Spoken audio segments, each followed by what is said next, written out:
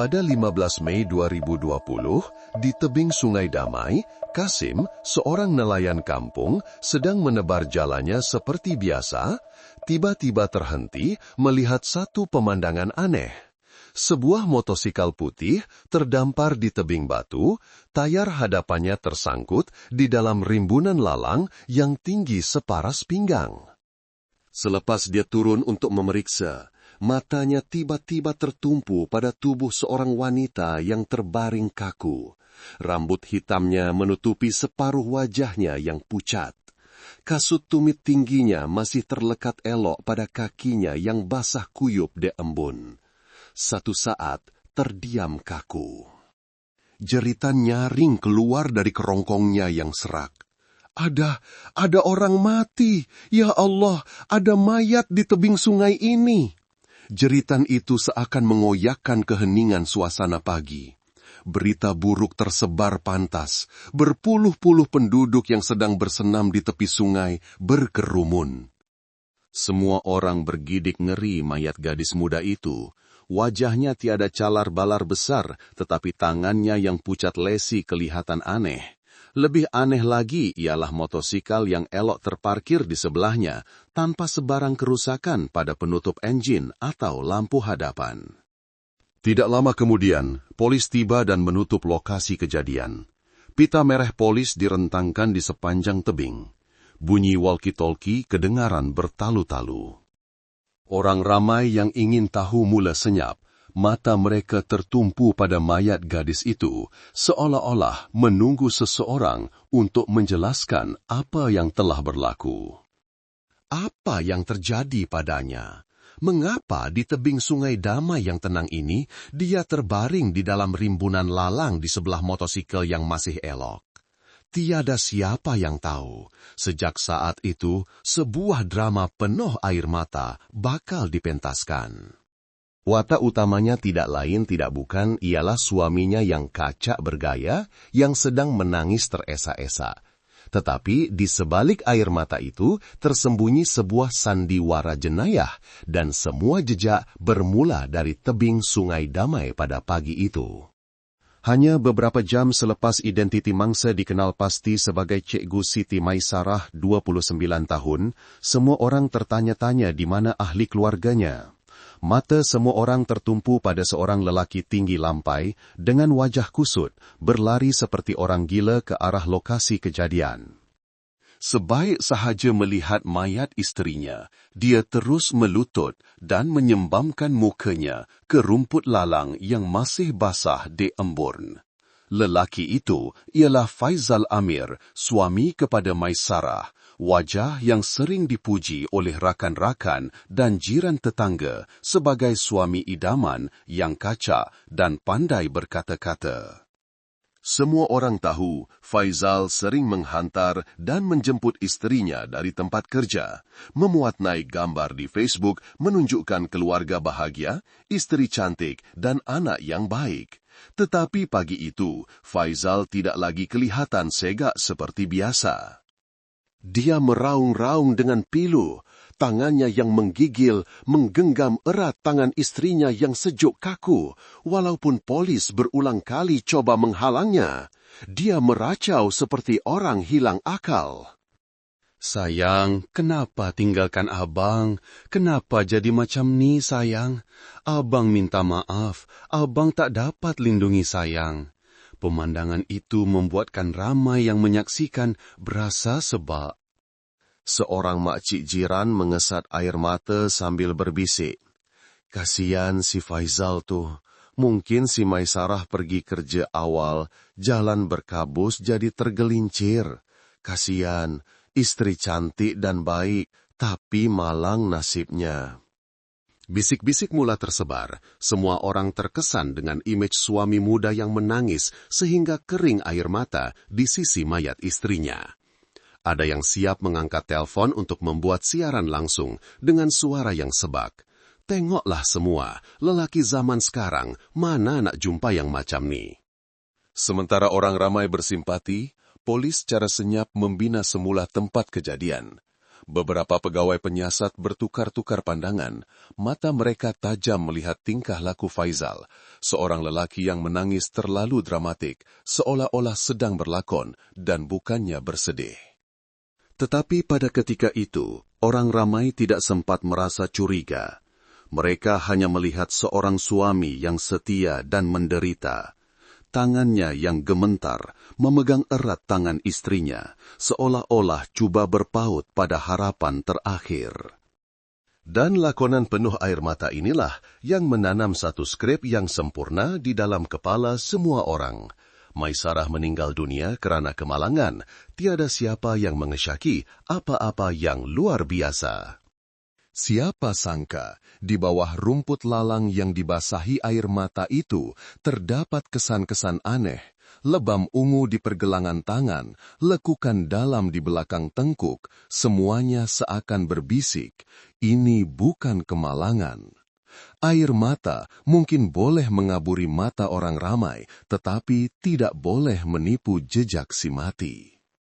Dan dari air mata pada hari itu, sebuah drama yang sempurna telah bermula. Seorang suami idaman sedang memakai topeng sebagai orang yang paling malang untuk menyembunyikan kebenaran yang paling menakutkan. Orang ramai pada hari itu masih bercerita tentang kemalangan malang itu, tentang suami yang menangis sehingga kering air mata di sisi mayat istrinya. Semua orang percaya ini hanyalah satu kematian tragis di tebing Sungai Damai.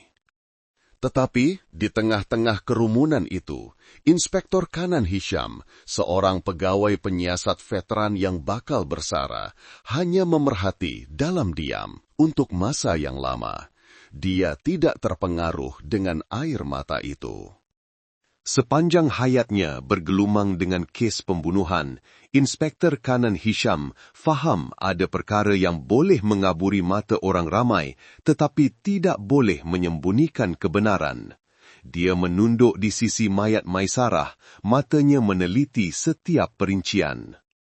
Motosikal itu diletakkan hanya beberapa langkah dari mayat, tetapi penutup enjin dan lampu hadapannya hampir tidak tercalar.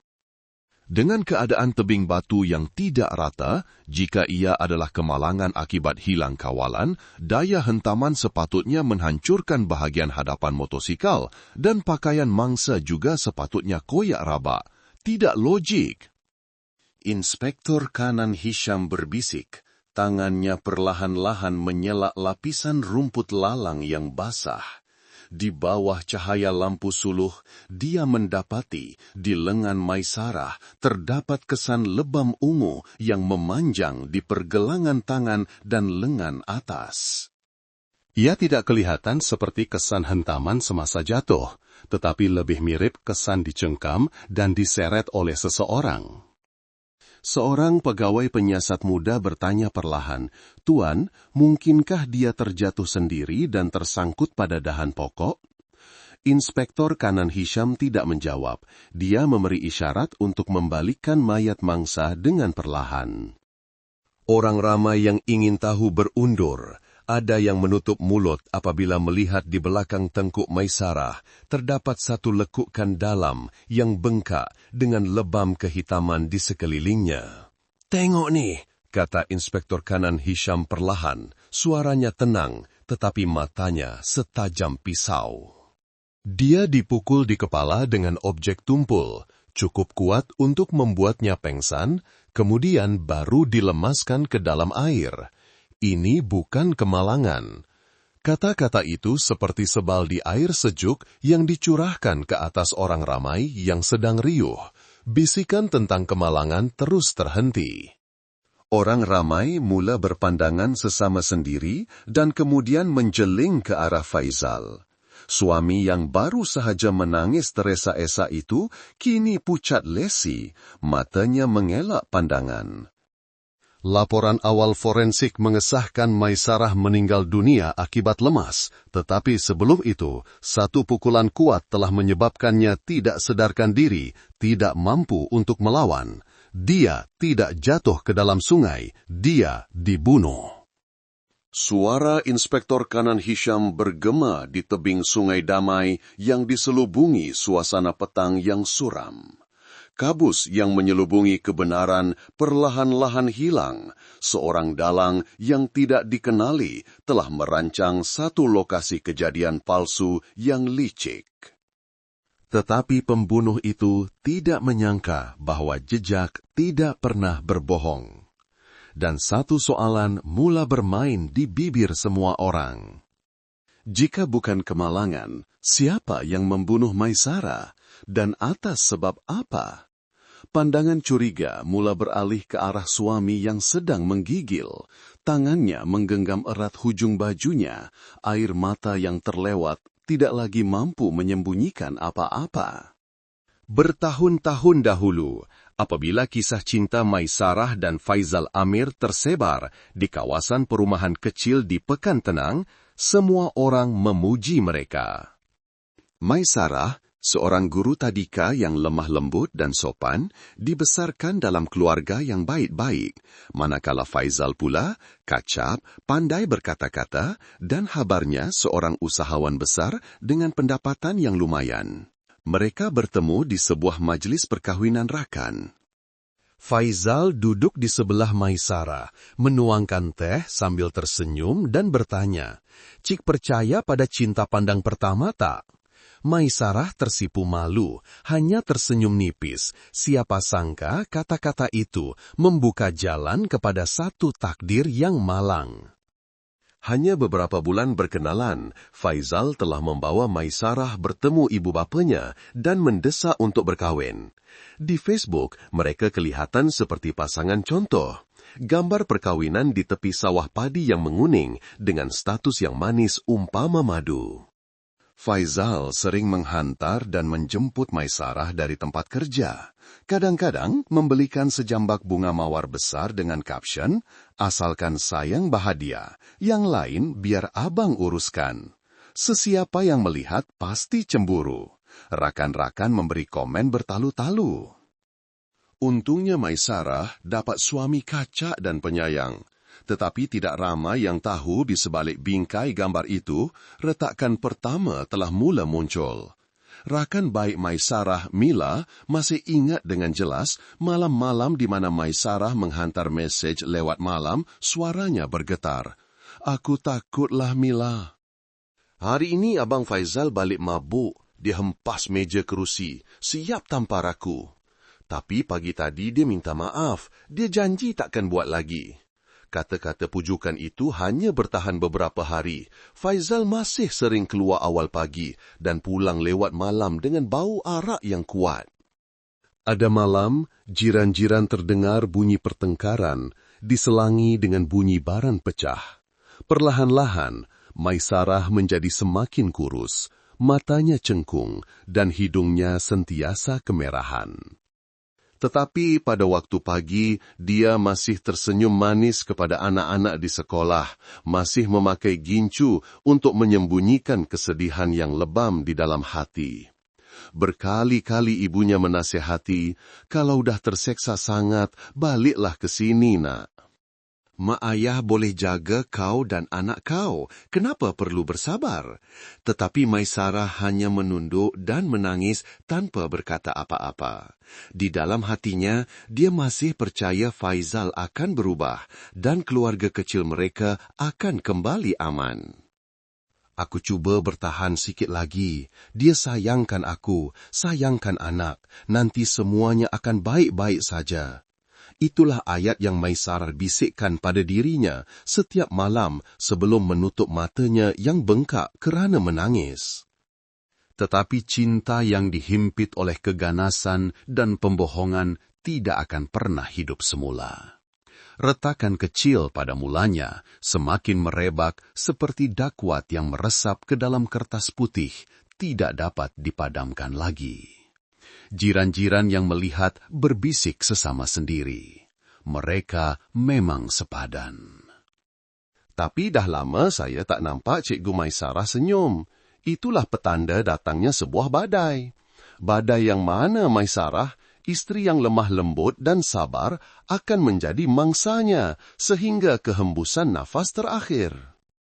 Faizal Amir, lelaki yang pernah dipuji sebagai suami idaman, pandai berkata-kata, setiap pagi memakai kemeja licin untuk menghantar istrinya bekerja, sebenarnya tidak pernah mempunyai syarikat atas namanya.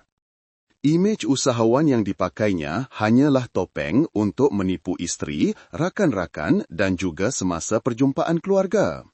Pada mulanya, Faizal memang berhasrat untuk berniaga besar, tetapi bukan perniagaan yang sah, sebaliknya perjudian dalam talian dan pertaruhan bola sepak.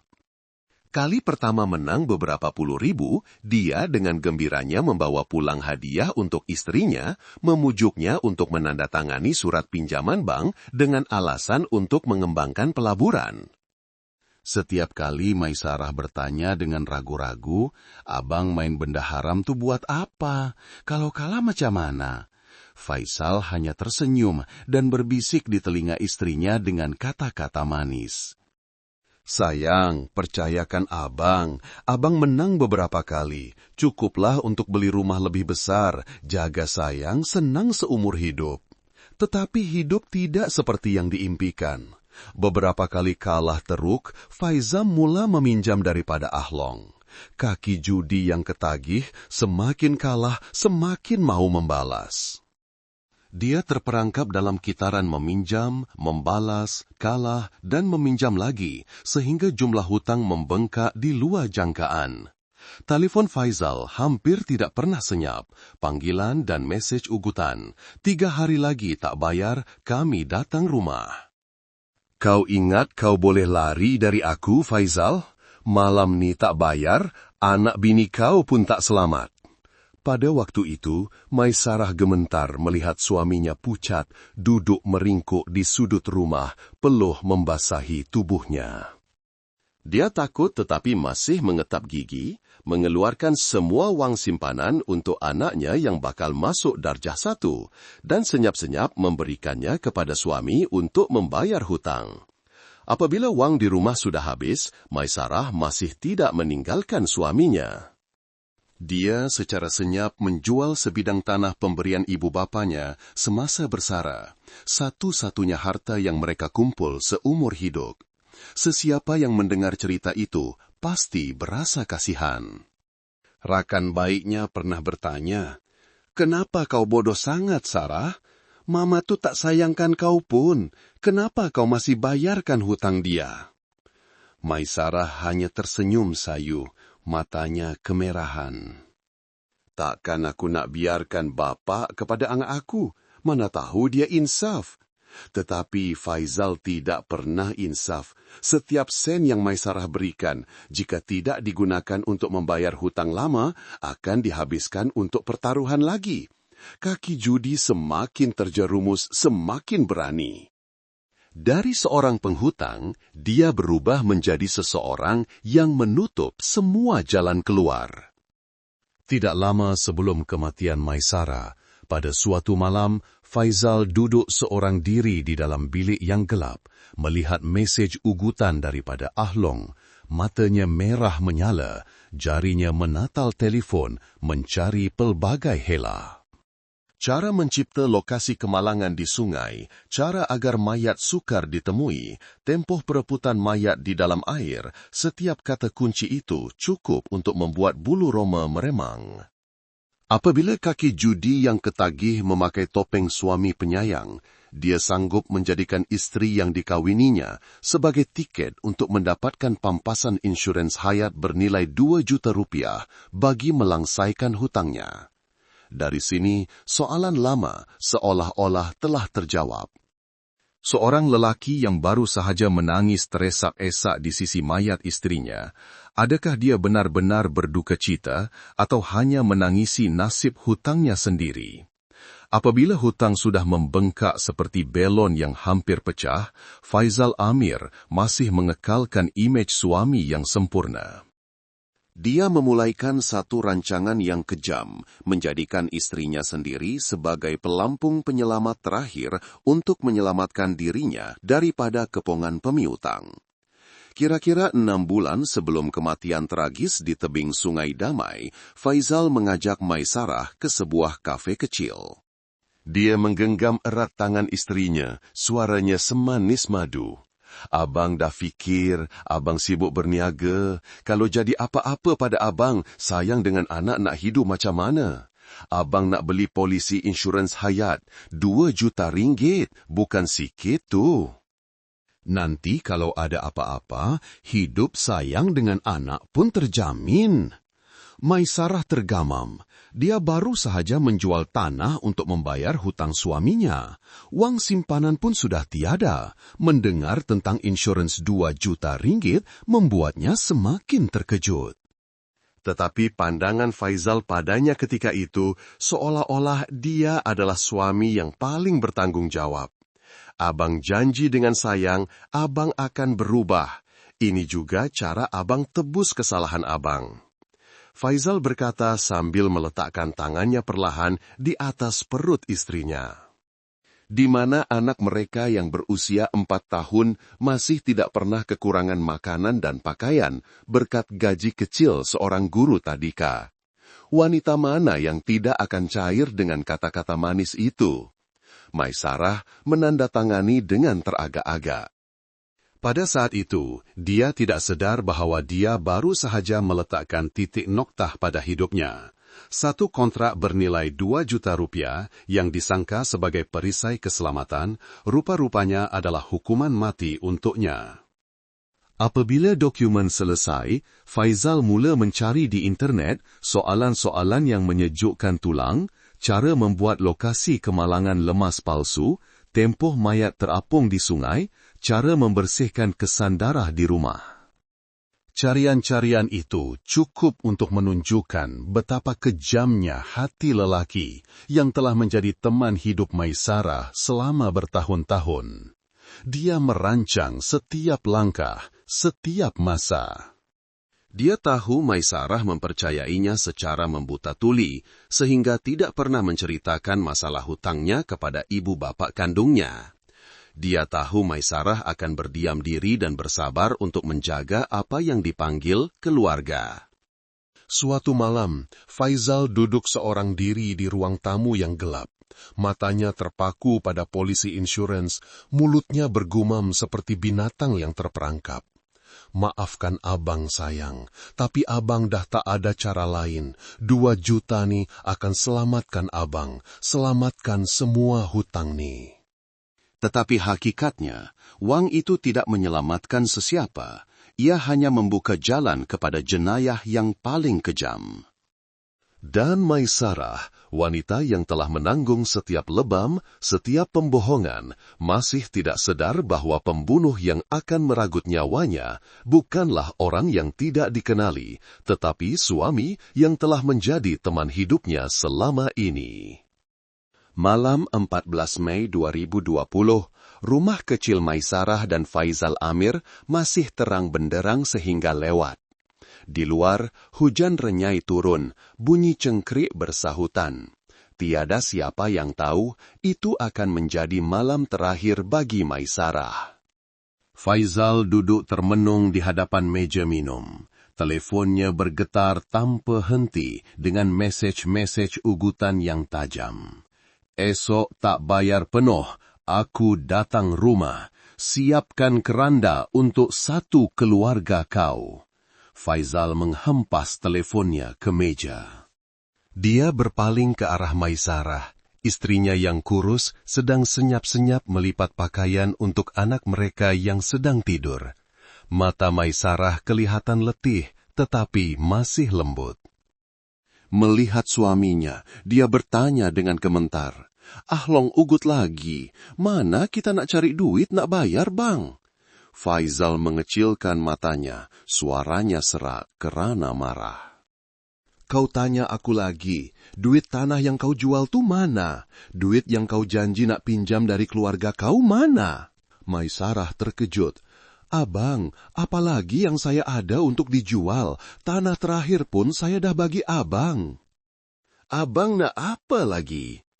Kata-kata itu seperti titisan air terakhir yang melimpahkan gelas. Faizal bangun mendadak, matanya merah menyala.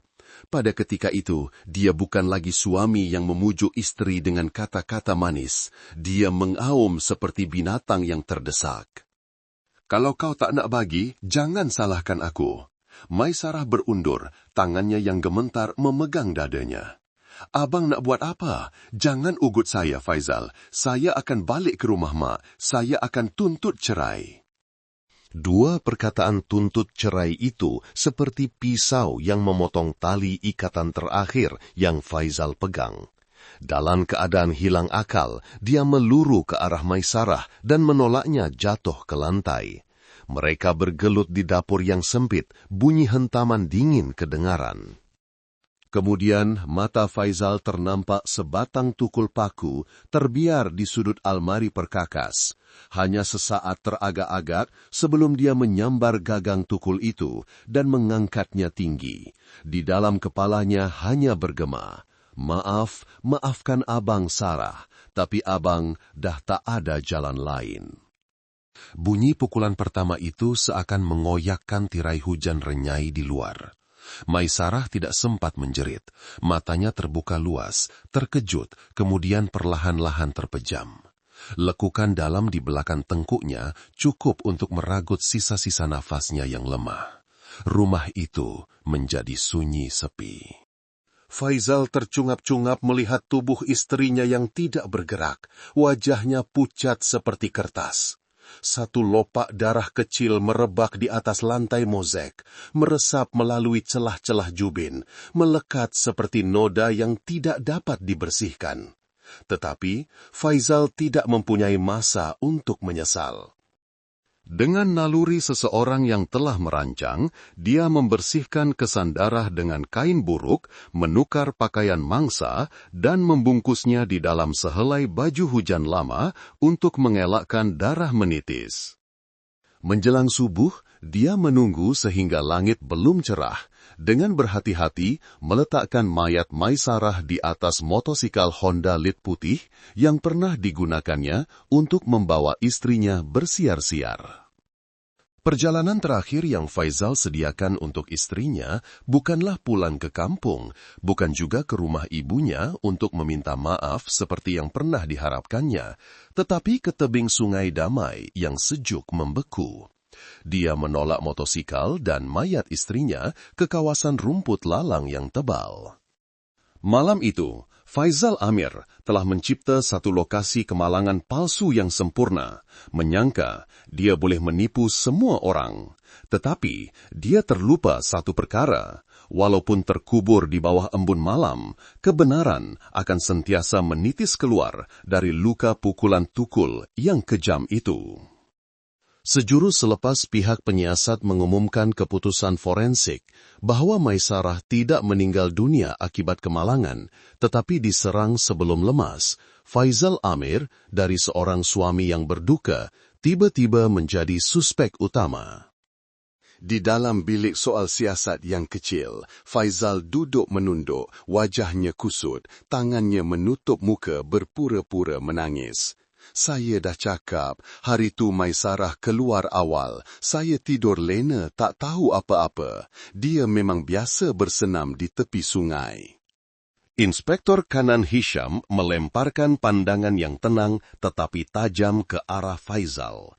Dia mengeluarkan teleponnya, memainkan rakaman CCTV berhampiran rumah mangsa.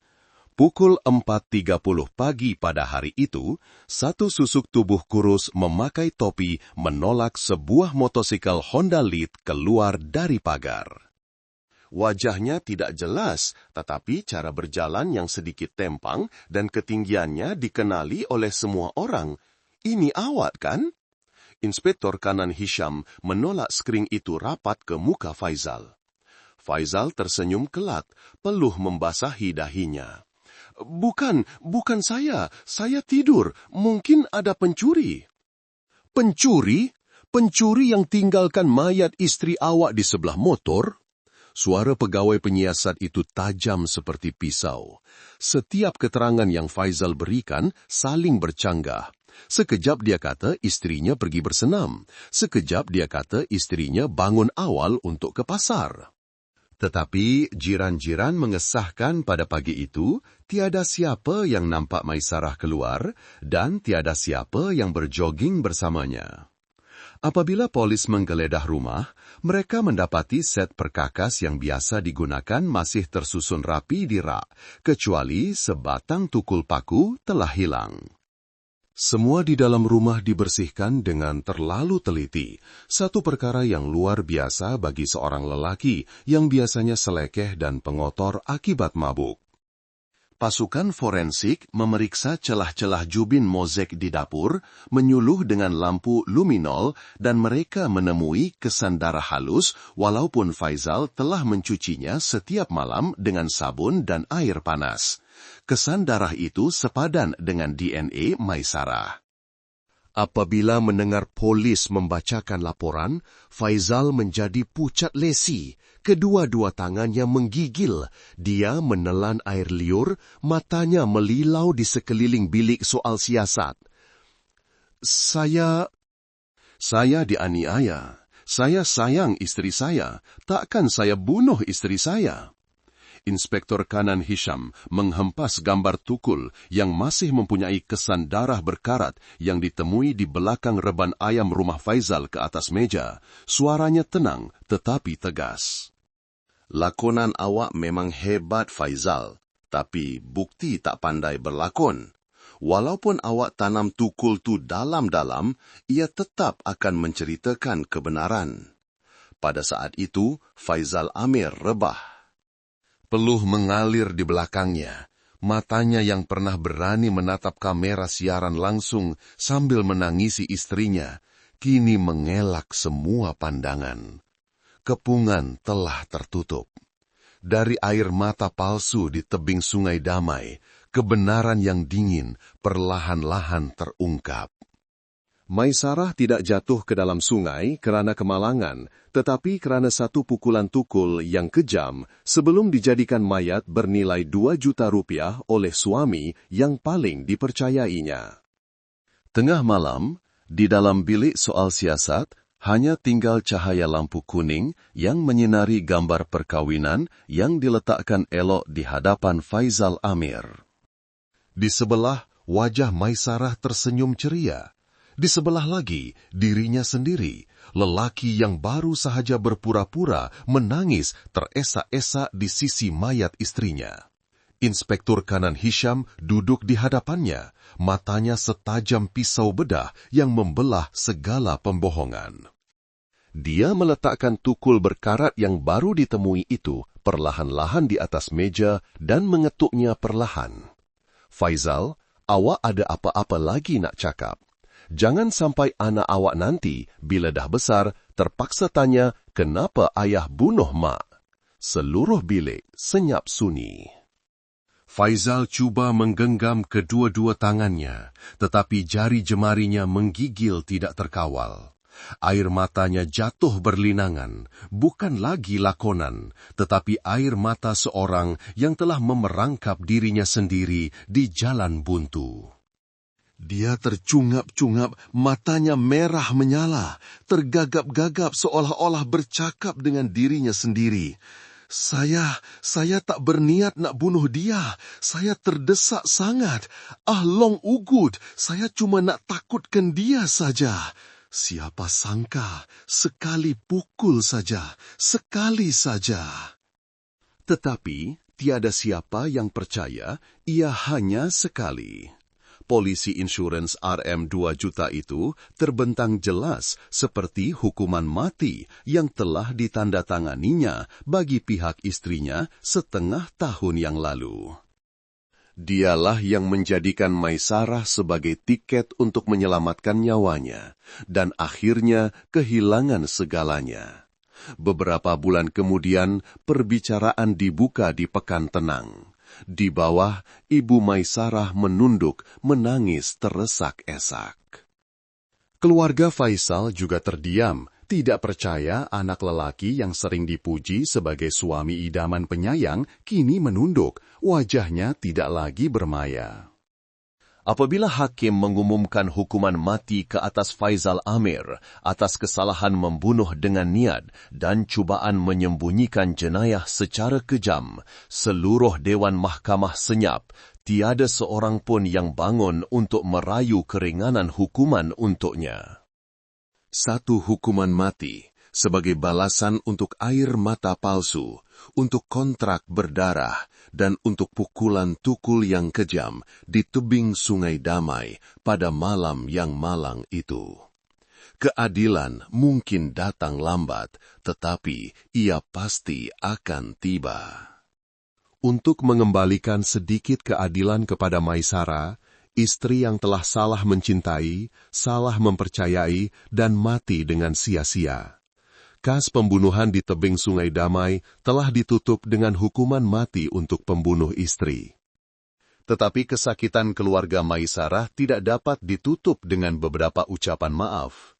Ramai yang masih terbayang-bayang image seorang suami idaman memeluk istrinya sambil menangis teresak-esak. Akhirnya, dialah yang dengan kejam menenggelamkan wanita malang itu ke dasar sungai yang sejuk demi mendapatkan pampasan insurans sebanyak 2 juta ringgit. Adakah Maisarah bersalah? Jika ya, kesalahannya hanyalah terlalu baik, terlalu sabar, dan terlalu percaya pada ilusi kebahagiaan yang dilukis oleh pembunuhnya sendiri. Lebam-lebam, malam-malam mabuk dan mengamuk, mesej-mesej ugutan, semuanya adalah bendera merah yang memberi amaran tentang tragedi. Tetapi dia telah berdiam diri dan bertahan, berpikir jika dia berkorban sedikit lagi, semuanya akan baik-baik saja. Sayangnya, cinta buta tidak akan pernah menyelamatkan seorang yang dahagakan darah. Pengajaran paling berharga dari tragedi ini ialah, setan tidak selalunya berada di tanah perkuburan yang sunyi, dan tidak juga bersembunyi di sudut gelap yang paling menakutkan. Kadang-kadang, ia memakai topeng malaikat manis yang tidur di sebelah kita. Jika suatu hari Anda merasa takut dengan orang yang Anda percayai, beranilah bersuara meminta pertolongan. Karena cinta sejati tidak akan pernah mengubah seseorang menjadi mangsa dalam permainan hidup dan mati. Sungai Damai masih mengalir tenang, membawa bersamanya rintihan seorang istri yang baik. Ia juga membawa satu amaran. Jangan percaya pada air mata jika di sebaliknya ada niat jahat, dan jangan biarkan satu kontrak tidak kelihakan menjadi hukuman mati untuk hidup Anda sendiri. Melalui kisah Maisarah, kita sadar bahwa cinta buta bukanlah cara untuk menjaga keluarga, tetapi kadang-kadang ia adalah tali yang mengikat diri kita sendiri kepada tragedi. Tiada siapa yang patut membayar dengan nyawa untuk kesalahan orang lain. Lebih penting lagi, setiap lebam, setiap ugutan, setiap tanda keganasan adalah loceng amaran yang tidak boleh kita abaikan.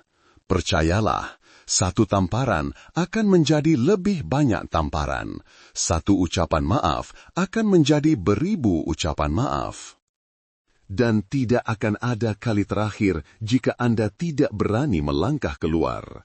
Jangan tunggu sehingga tebing sungai terpaksa menahan nyawa seseorang. Barulah kita tersentak bahwa kebisuan boleh membunuh hati yang baik, manakala syaitan tidak akan pernah hilang dengan sendirinya. Komen-komen sikit, Anda semua dari mana? Seronok bila dapat tahu penonton saya datang dari seluruh pelosok negara, malah mungkin dari luar negara juga.